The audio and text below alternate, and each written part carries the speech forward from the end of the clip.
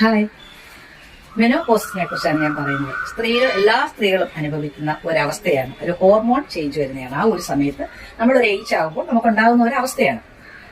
പക്ഷെ അത് പല രീതിയിലാണ് പലർക്കും.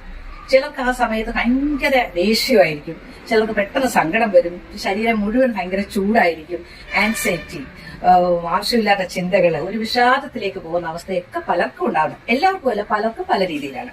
പക്ഷെ അത് നമ്മൾ കൂടുതലായിട്ടും ഏറ്റവും കൂടുതൽ സപ്പോർട്ട് വേണ്ടത് ഫാമിലിയാണ്. ഫാമിലി, ഹസ്ബൻഡ് ആയാലും മക്കളായാലും എല്ലാം അവർക്ക് മനസ്സിലാണ് ഈ ഒരു അവസ്ഥയാണ്, ഇത് തരണം ചെയ്യണം എന്നുള്ളൊരു സപ്പോർട്ട് ഫാമിലി അവർ കൊടുക്കുക. പിന്നെ മെയിൻ ആയിട്ട് നമ്മൾ ഇതിനൊരു മുൻകരുതൽ എടുക്കേണ്ടതെന്ന് വെച്ചാൽ ഈ ഒരു അവസ്ഥയ്ക്ക് തൊട്ട് മുമ്പ് തന്നെ നമ്മൾ യോഗ ചെയ്യുക. അത് ഏറ്റവും നല്ലൊരു ഉപാധിയാണ്. യോഗ, മെഡിറ്റേഷൻ, പ്രാണായാമങ്ങള്, വിവിധതരം ധ്യാനങ്ങള്, അതൊക്കെ നമ്മുടെ മൈൻഡിനെ റിലാക്സ് ചെയ്യാൻ വളരെ നല്ലതാണ്.